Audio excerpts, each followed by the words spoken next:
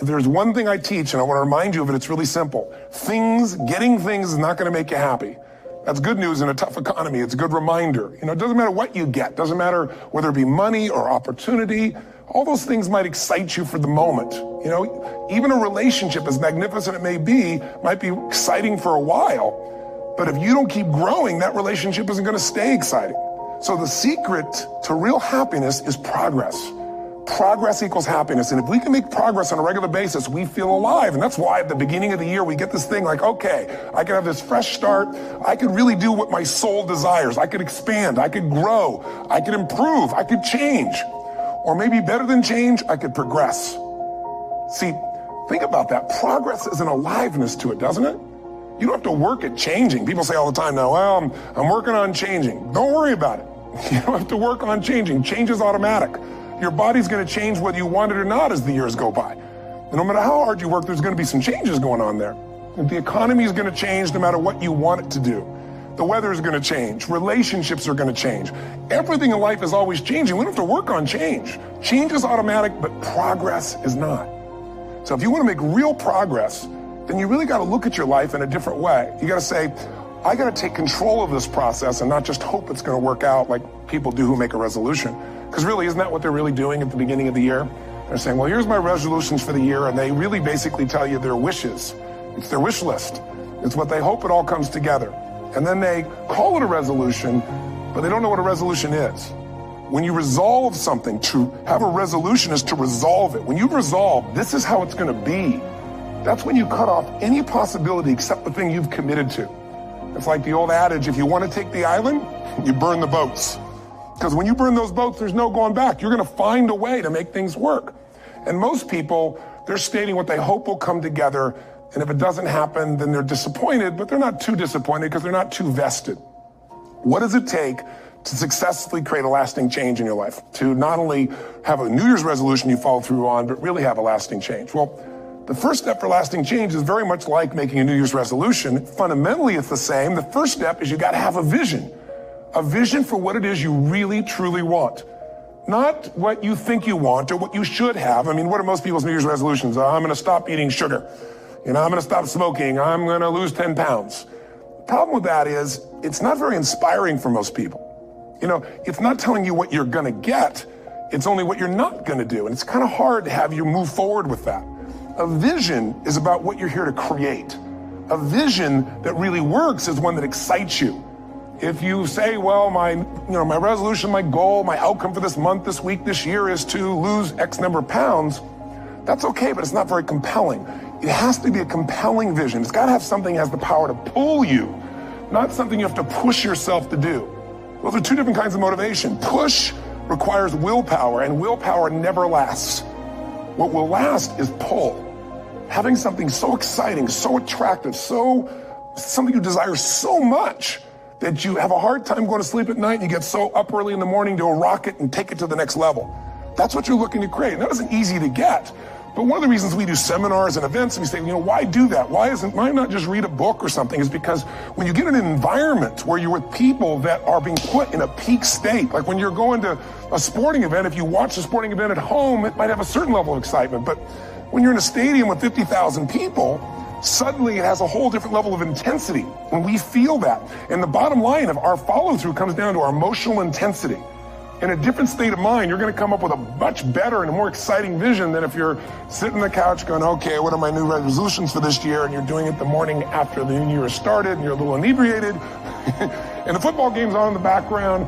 Probably not going to have the power of focus there. Probably not going to have the power of the energy to create something that's going to pull you for this year. And you got to do that. So it's got to be a vision that's compelling. Something that it's going to be a gift to make sure that it happens. And also, along with that compelling vision, you got to have strong enough reasons that you're going to follow through when the going gets tough.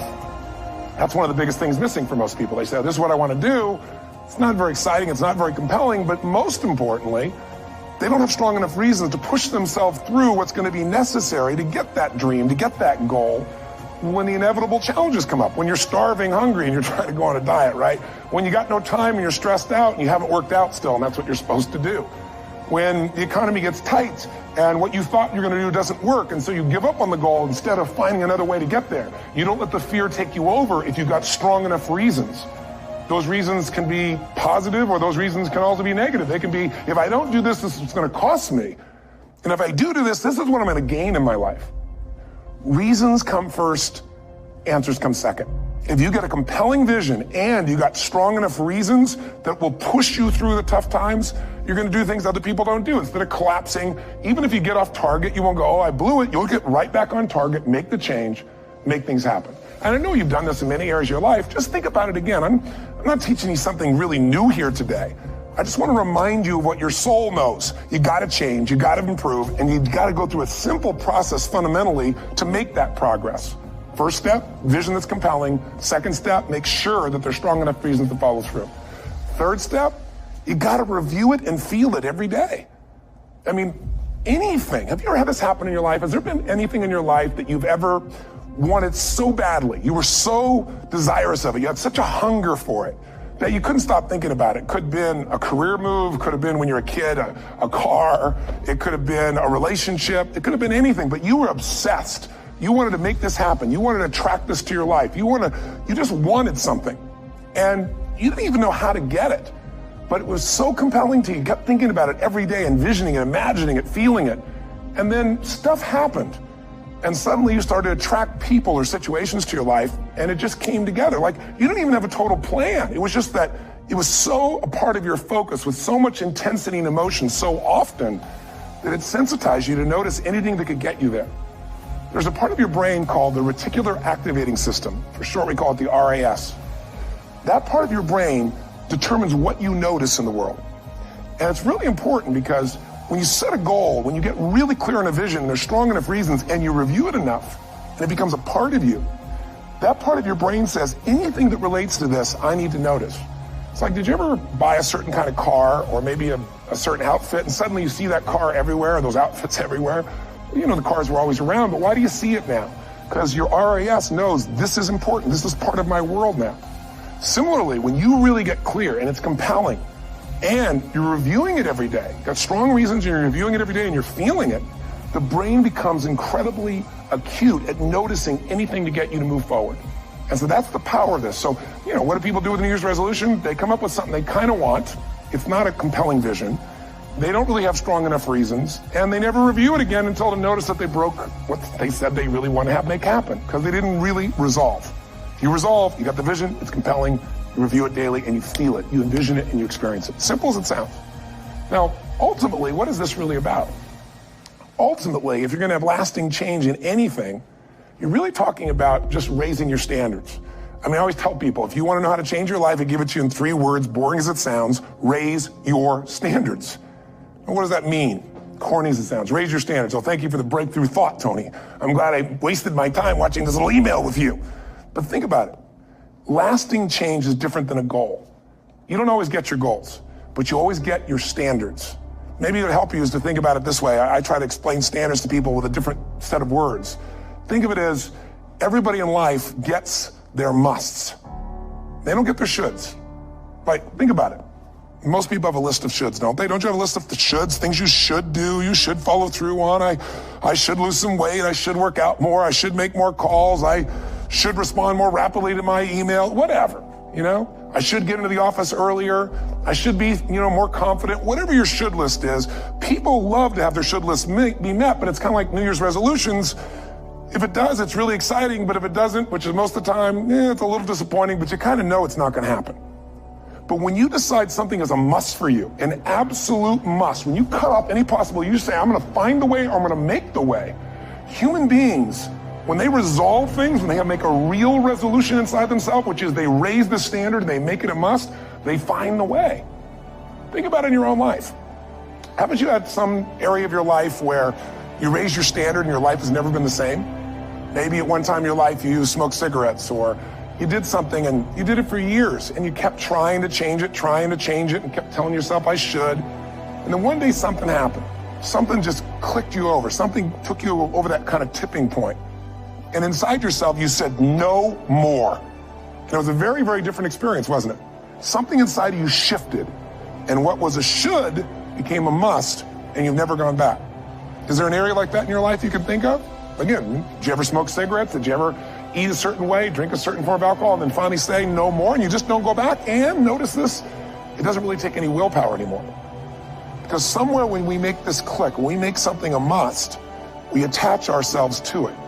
It becomes part of our identity. And one thing I've learned in the last, 33 years of working with people from now over 100 countries, 4 million people, is human beings absolutely follow through on who they believe they are. If you said to me, well, I'm really going to work hard to stop smoking, but, I've been a smoker my whole life, and I am a smoker. I know your days are numbered. You're going to be back smoking cigarettes again, because we all act consistent with who we believe we are.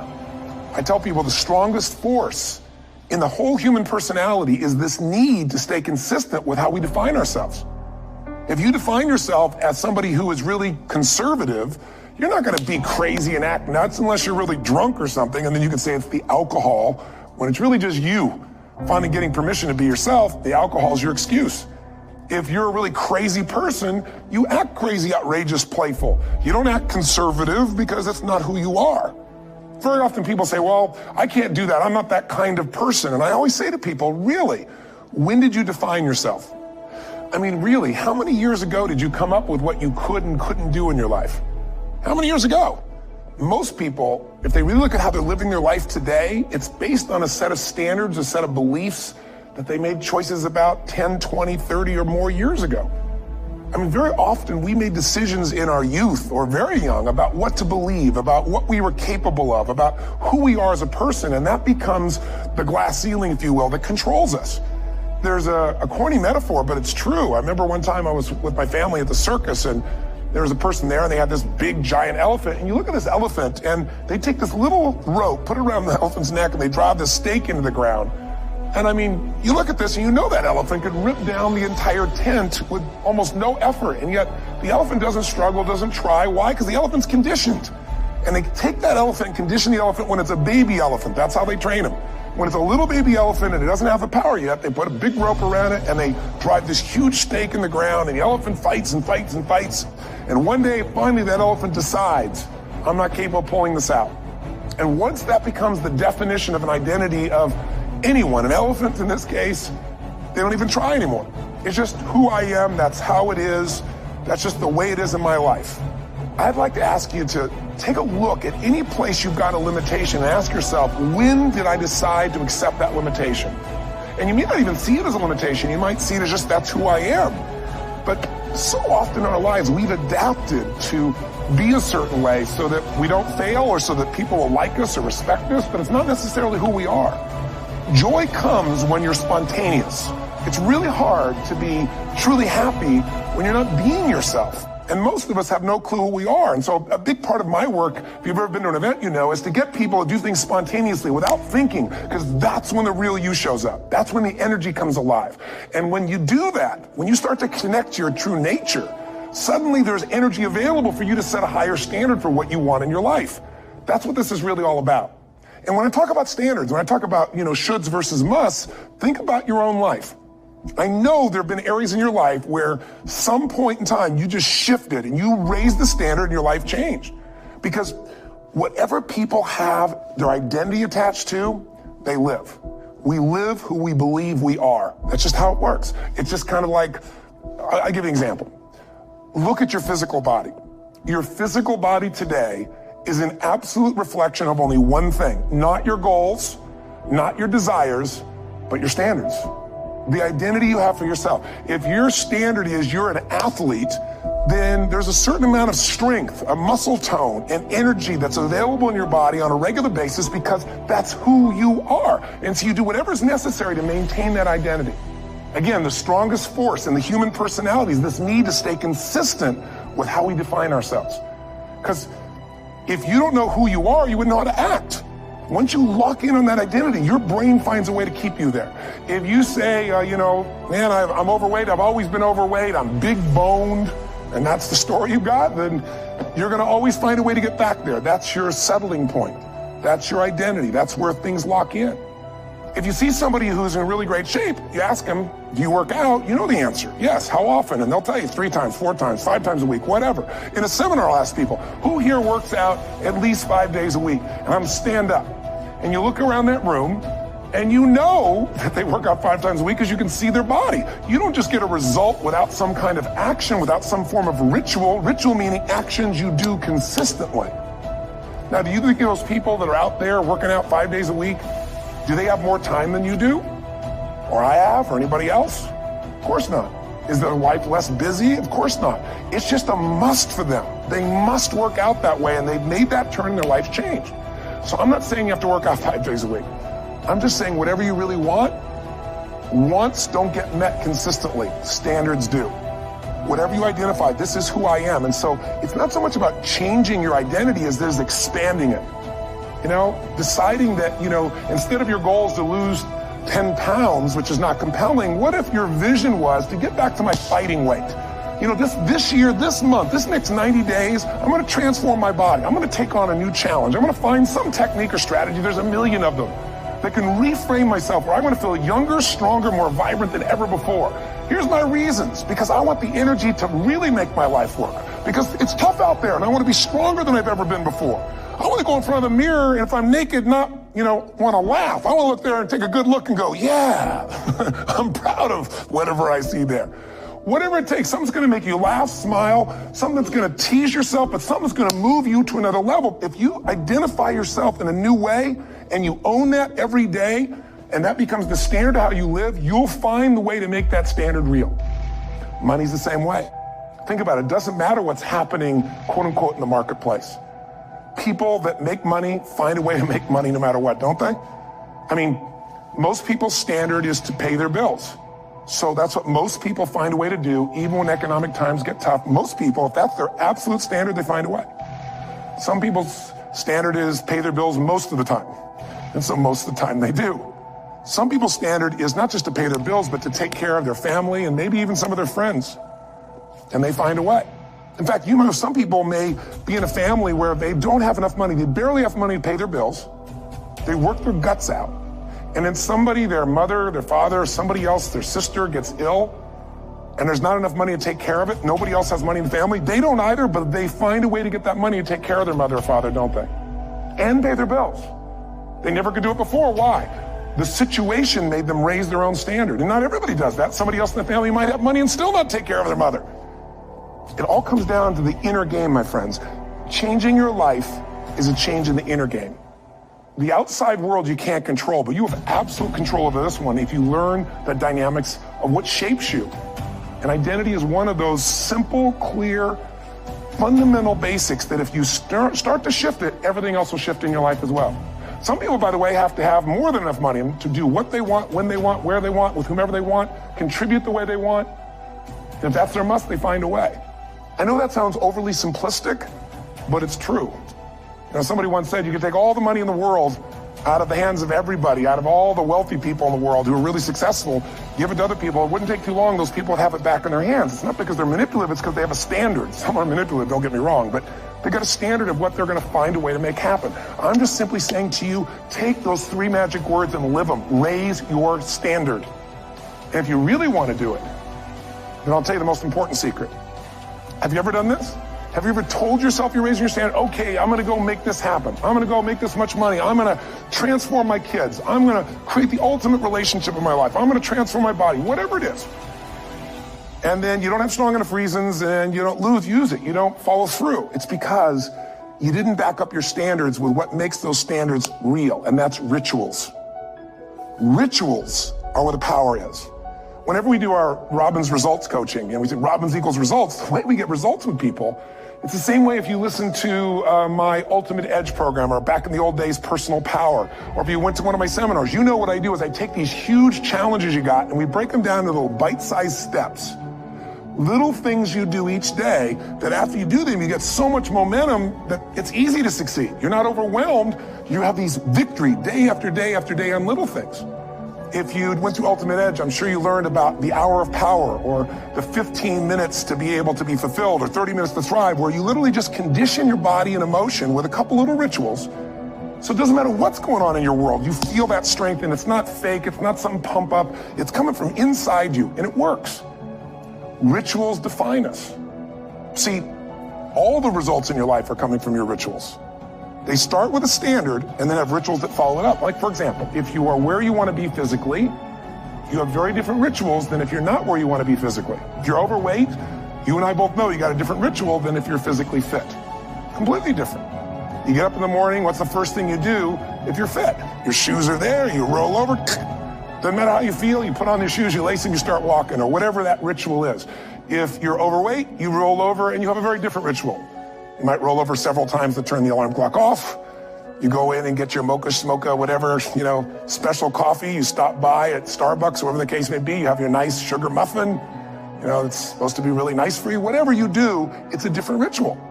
If you have a great, passionate relationship, you have very different rituals in how you come home than if you have a lousy relationship. You come home and the first thing you do is you're tweeting somebody, or you're emailing, or flipping on the news, or you don't even come home. And what are the rituals? Whenever I study people that are successful, what I look for is what's the standard they hold themselves to? And then what are all those little rituals that add up? Because think about it. Success and failure are not giant events. They don't just show up.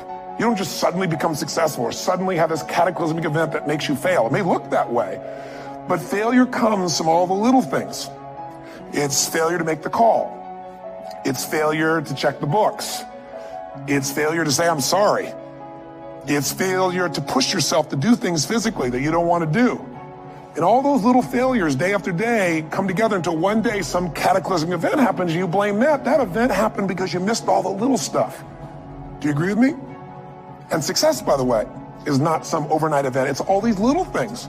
Success is having a vision. Success is making it compelling. Success is really seeing it and feeling it every day with strong enough reasons. Success is feeling the sense that I'm here to grow and I'm here to give something to the world more than just myself. Success is caring about other people. Success is calling and saying, I love you in the middle of the day for no damn reason. Or sending a note. That'll change your relationship. Have a ritual of something funny, playful, or a surprise you do. How many relationships are dead today because they have no surprise rituals anymore? You need to have some rituals, some cool things you do that nobody else does that gives you a better life than anybody else has. All the little stuff. That's where success comes from. In business, it comes from delivering more than anybody could imagine. All those little things add up. People go, wow, that's who I want to do business with. It's true in any area of your life. So if you look at somebody who's really successful and you think, wow, they're so amazing, they're such a genius, you got to dig underneath and you got to remember something. People are rewarded in public for what they've practiced for years in private. Myself and my business people say, how do you get up and speak? And you have no notes and you go for 3 days and nights and the room is like, everybody's wired and it's incredible. It's like a rock concert. How do you do that? How do you have that confidence? Well, and it's not confidence, it's experience now. But I did so much behind the scenes and I still do to make things right. How many people would know that since the time I was 17 years old, before I walk out on stage, still do to this day, wouldn't need to do it, but I still do it, I never walk out there without being in an absolute peak state of mind. There are days my back is hurting, my throat was hurting, or I may have had a challenge, or my father passed away, and I've still got to deliver for these people because my standard is give my all every time. Every event has to be better. Talk to anybody who's been to our events for 5, 10 years, some of our trainers, and I'll say, I don't know how he does it. He always finds a way to make it better. That's not an ego thing. That's a standard in me. I have to find the way. And my ritual, though, is I prepare, I think, I gather new information, I figure out how to put something across better. What do people need? I spend time with our customers. I see what's going on. And before I get on stage each time, I have this little ritual to put myself in a state of mind. And I did it starting like 17 years old. I started doing it. I'd say, I now command my subconscious mind. And I say this out loud several times, this little phrase, set of phrases, as an incantation to kind of condition my mind and body. And I'd say, I now command my subconscious mind to direct me in helping as many people as possible today by giving me the strength and the emotion and the humor and the brevity, whatever it takes to show this person and help this person change their life now.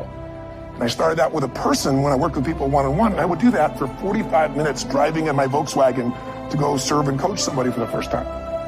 Now I don't say that person, I say these people And I can go out in a room of 10,000 people and deliver for 50 hours, and I do it every time I come back on stage. It's a ritual to go into peak state. Peak states don't just show up, they don't interrupt you. Great ideas don't interrupt you, you gotta pursue them. I talked to Michael Jordan, I'll never forget, at the peak of his career, and got to watch his final game. Saw him backstage and spent some time with him, and it was a pretty exciting time. He was the greatest basketball player I think that ever lived and has ever lived. And I asked him, I said, what sets you apart, Michael? What is it? And is it God-given talent, ability, skill? What is it? And he said, Tony, he said, I can shoot you straight. It's not, me trying to act humble.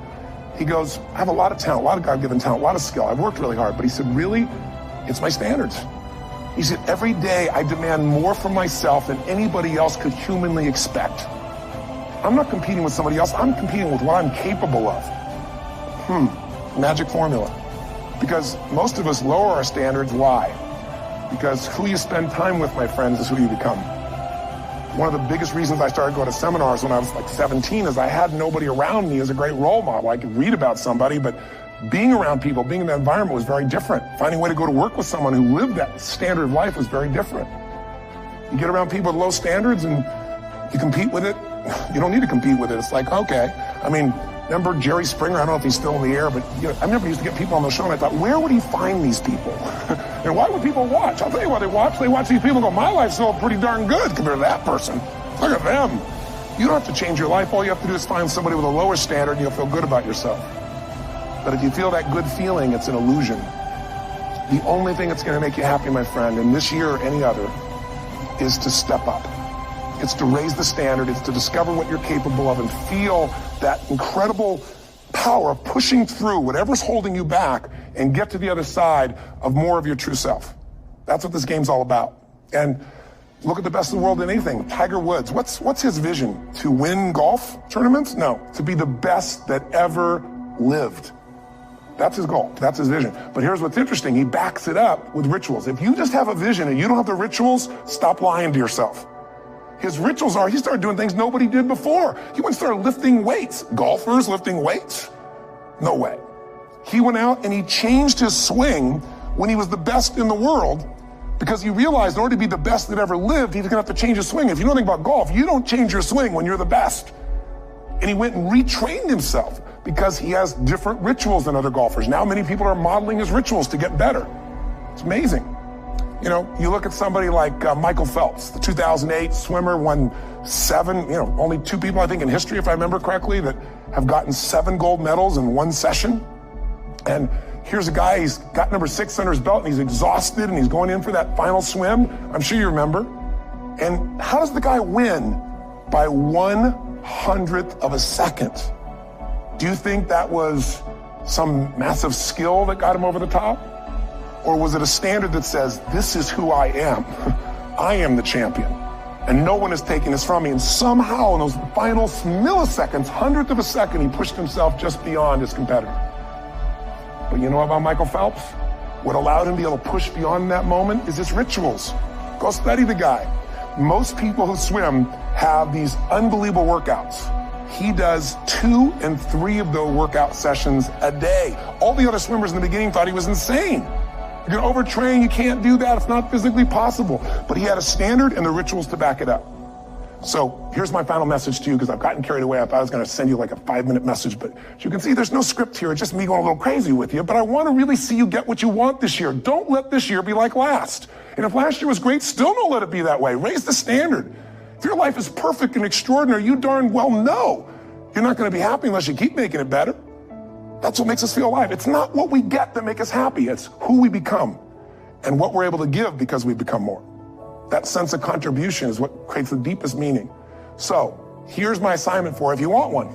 If you want to go from conversation to some action, here's a simple thing to do. What's an area of your life right now that you really want to improve? What's an area that's important to improve? If your body's great, how about your career? Career's great, how about your relationships? Intimate one especially, or your kids, or your relationship with your creator, your spiritual side of your life. Or is it your finances? Figure an area that really matters. Decide on that area. Number 1, write down what your life is like in that area right now as specifically as possible. So you might say, well, I'm 13.5 pounds overweight. whatever the weight is, whatever the situation is, or my body fat's like this, or I wake up exhausted in the morning, and you write the truth of where you are right now. So you're real clear. Or I'm not in a relationship. I say I want a relationship, but I'm not in one, and I don't seem to find them. All the good ones seem to be gone is my belief. You know, and I really do want one, but I don't have it. Whatever your definition, or I'm in a relationship, and God, I wish I wasn't in a relationship. I'm planning my escape, wherever you are. Or I have a wonderful relationship, we love each other, but there just isn't enough passion. Just write the truth of where you are. The area you want to change, but write how it is. And then the second step is, this is where you got to be really honest with yourself. What are the rituals that have put me there? Because whatever results you're getting, even if you don't like the results, there's some rituals that are keeping you in that place. There's some rituals of what you eat or don't eat, how you move or don't move, how you sleep or don't sleep. There's some rituals in the lack of variety or spice or energy or focus in an area.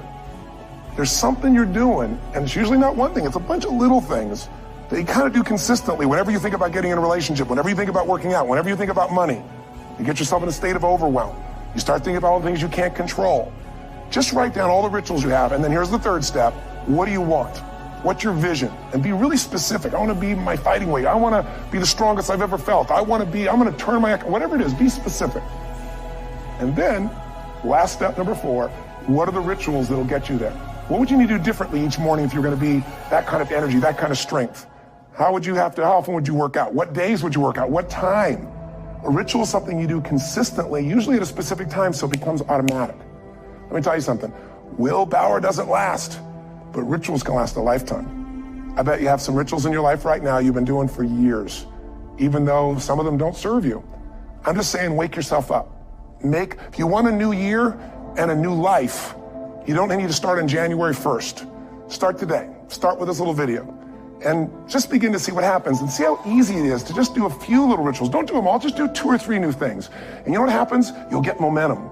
Because once you discipline yourself in one area of your life, you feel yourself doing it in other areas as well. And I always say something that my original teacher taught me. I always remind people, there's always 2 pains in life. There's the pain of discipline, or there's the pain of regret. And discipline weighs ounces, as my friend Jim Rohn taught me. Regret weighs tons. You don't have regret. So right now, what do you want to change? What's it really like? What are the rituals that got you there? That'll take a little homework. If you're not sure, ask the people around you. They'll tell you what your rituals are. What do I really want in depth? What are the rituals that'll get me there? And then get yourself to start a few of those actions and lock them in place. So I can help you in any way. We're here as a company to support you. Come have an event with us. Come to Unleash the Power Within or Master University, or get a coach. You can get a free coaching session if you call our company and click on something on this. We'll probably have something on it, or get a product. Or don't do anything with us, but do something with somebody, starting with you. If you make the changes in yourself, you're going to be proud this year, and no amount of money or accolades from other people can mirror the feeling of being proud of knowing you've taken back control of your life, or you've taken a great life to another level. Because once you do that, you have something you can give other people, whether it be your kids or your friends or your family. And ultimately, that's what life's about. So thanks for listening. I don't know how long I went here, but I hope this has been helpful for you. I just thought it's a new year, and I want people to be able to truly create a new life. And until I see you again, hopefully soon, or gets a chance to meet you, live strong and live with passion. And of course, God bless you. Happy New Year.